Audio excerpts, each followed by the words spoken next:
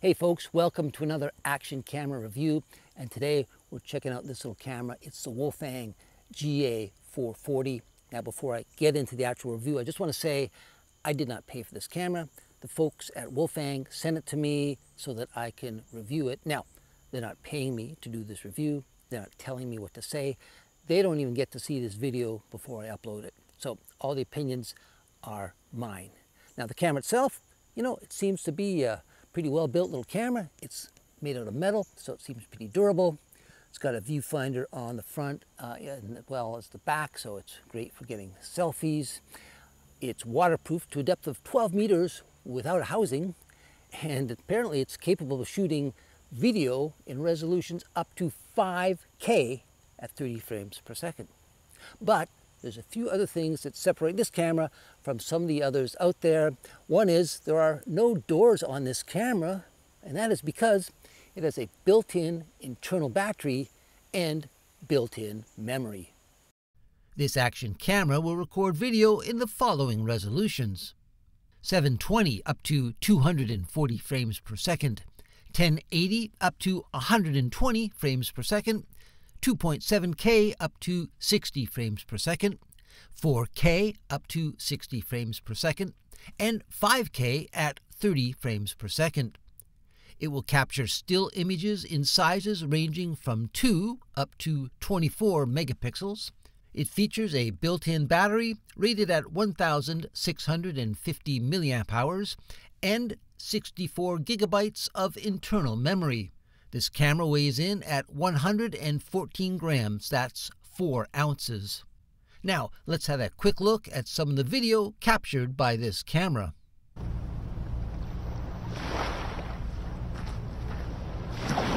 We'll start out with these scenes, recorded at 1080 at 30 frames per second. Everything looks pretty crisp and clear. Even this backlit scene has lots of detail in the shadow areas.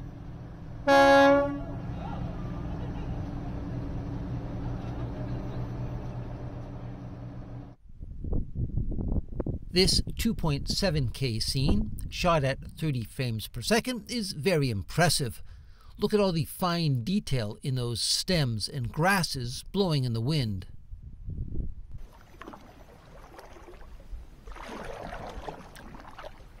And now we're shooting in 4K at 30 frames per second on a bright, sunny day.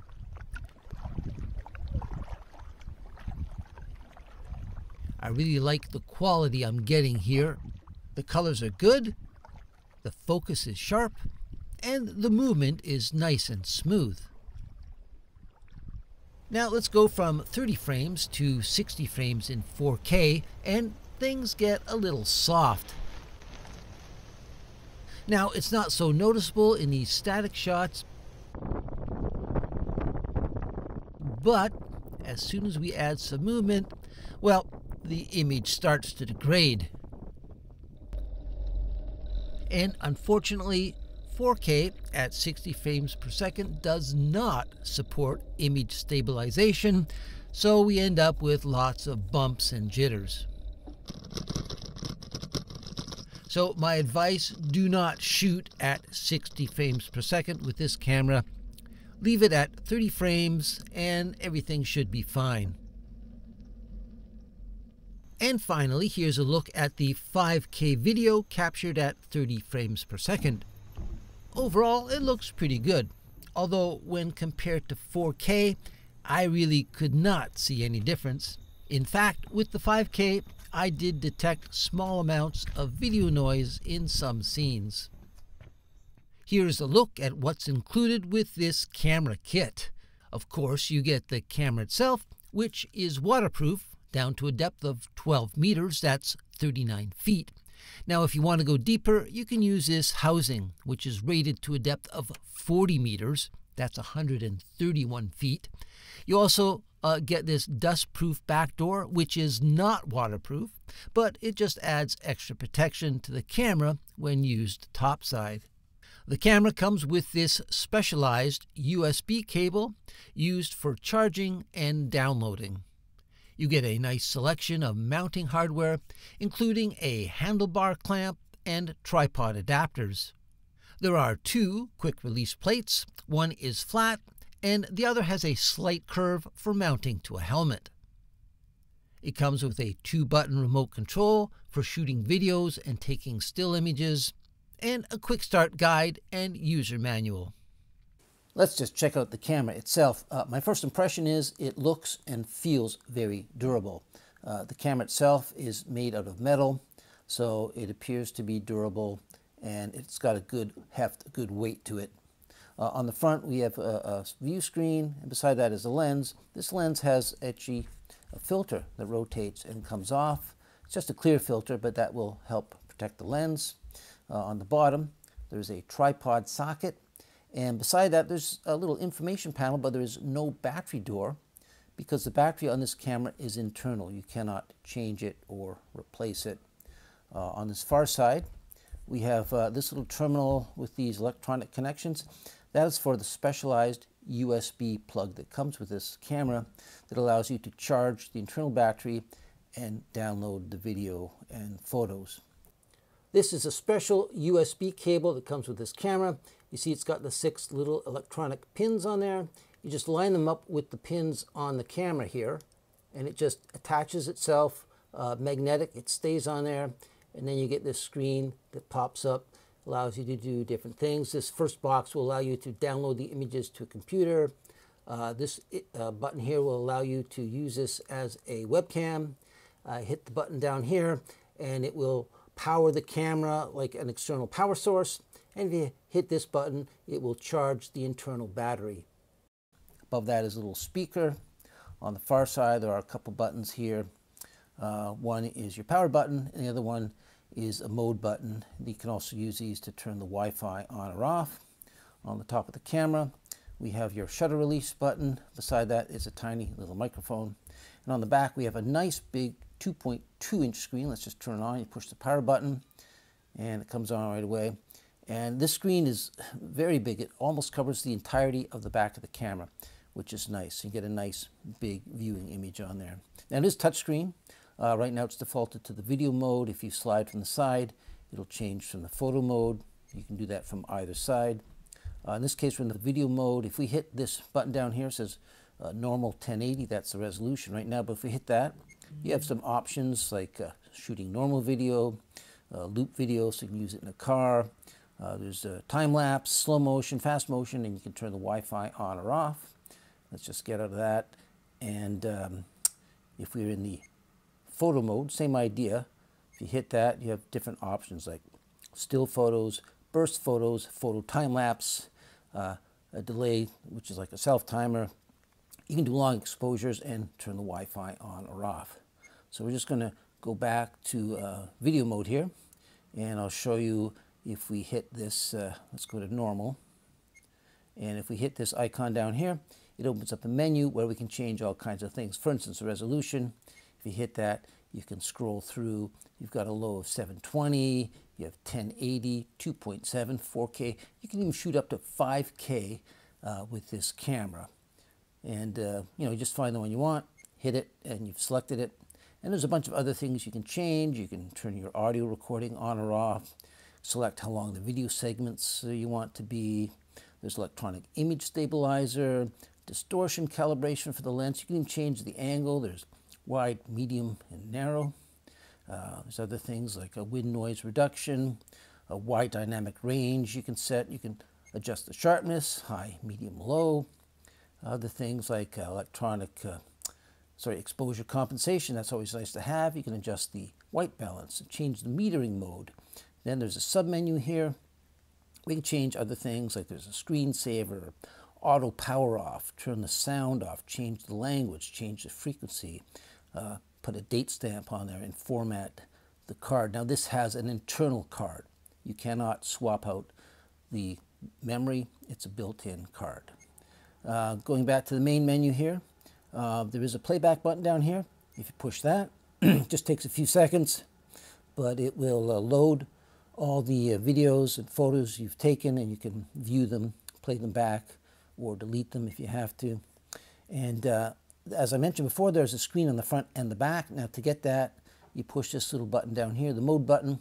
You push that and hold that for about a second, and look at that. The front screen comes on. I don't know if you can really see in this light, but there I am down in the corner there. So that's just a great way to set up your shot, see how much headroom you have, see what's behind you. Great way to do selfies.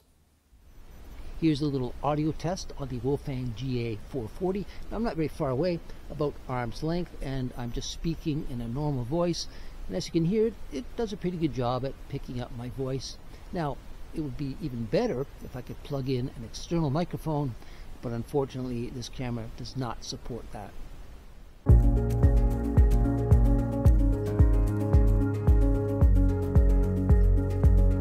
Here's a sample of some time-lapse video shot in the 4K resolution. Now, in this sequence, I recorded 1 frame of video every 5 seconds.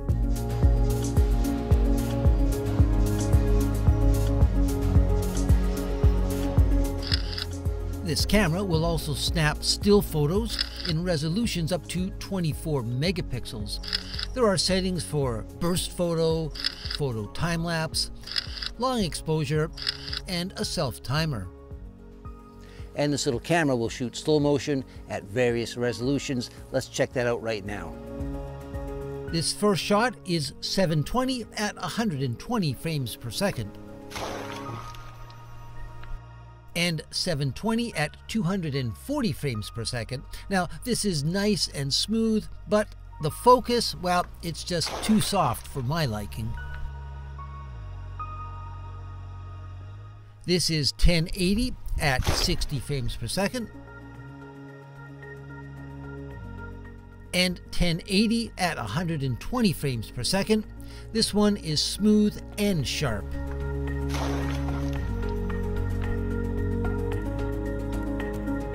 You can also shoot 2.7K at 60 frames per second and 4K slow motion at 60 frames per second. All right, it's time for a test of the camera's stabilization system, also called EIS. Right now it's turned off. This is what the effect is without a stabilizer. I'll turn the camera around. There we are walking down the trail without an image stabilizer, and back to me. So I'm going to retrace my steps, turn the image stabilizer on, and you can compare for yourself. Okay, so I've turned the EIS on, so things should be a little smoother. Here, we'll turn the camera around. There's that same scene, walking forward through the woods. Hopefully everything's a little steadier, and back to me. So, you decide for yourself. Is it better with the EIS on or off? I think it helps a little bit, that's for sure. Now, let's go back to that shot where I'm riding the bicycle, and we'll check out the wind noise reduction setting. In this first shot, the wind noise reduction is turned off, and the wind noise is extremely high and very distorted. You can clearly see it overmodulating on the audio meter.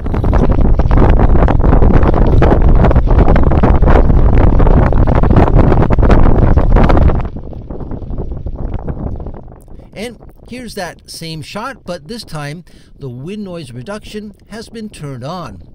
Now, it's not perfect, but it does seem to help a bit.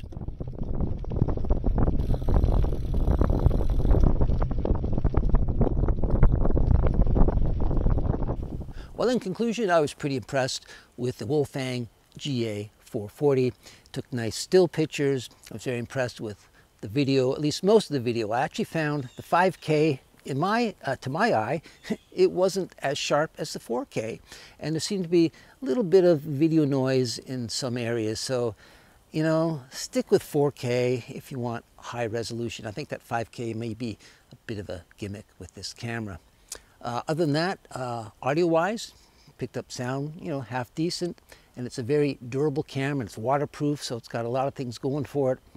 The limiting thing with this camera, if you're thinking of buying it, could be the fact that you can't swap out the battery. You can't swap out the memory. It's built in, it's internal.